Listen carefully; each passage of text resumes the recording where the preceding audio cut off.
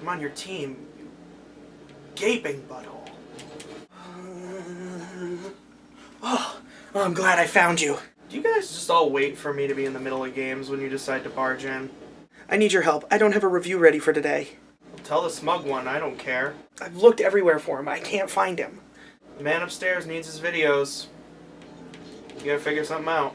Well, I know that, but... Well, I did see one thing. But it's a movie. That would really piss off that popcorn-swilling asshole. I say you do it.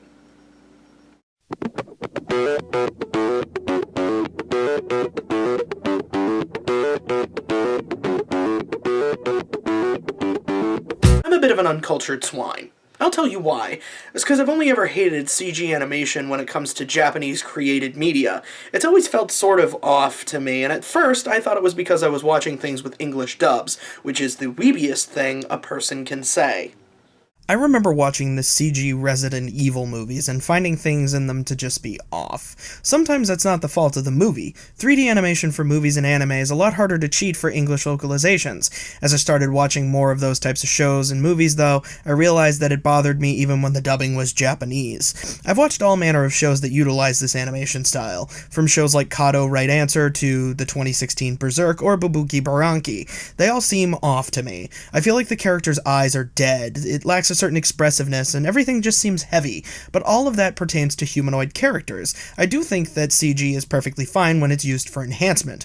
For example, there's a show called Heavy Object. It uses CG for its giant mechs and weaponry, but the characters are done in traditional 2D animation. I think that the blend works really well, and it ends up being a pretty good-looking show.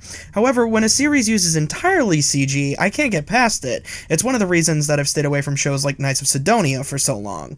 Although, after watching the movie Blame, I might actually be more willing to give a show like Knights of Sidonia a try.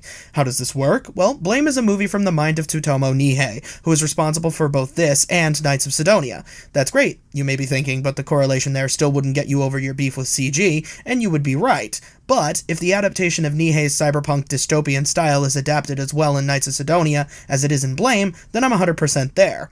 The movie is pleasant to look at. I like the designs of the battle suits that the characters wear. I like the design of the enemy robots. They have similar qualities to the ones from iRobot, and they crawl around all creepy-like too. It makes good use of the CG medium. When everything has a robotic sheen and it's supposed to have a sense of weight to it, the animation style works. Blame is set in an apocalyptic future. The city is ever expanding, and humans are considered parasites that need exterminating. The humans have long since lost the ability to control the city's building functions and have been pushed to the brink. The movie focuses on a small group of them that are on their last legs foraging for whatever they can. Their hunt brings them into contact with a cybernetic mute named Kitty, who is looking for a way to get control of the city back into human hands. What follows is an hour and 45 minutes of excellent action with some great tension and wonderful build. Everything that takes place in the action scenes feels earned, the stakes are well established, and everyone's motivations for achieving those stakes make sense. And that may sound like faint praise to say that a movie is good because everything makes sense and it's executed properly, and there is some truth to that.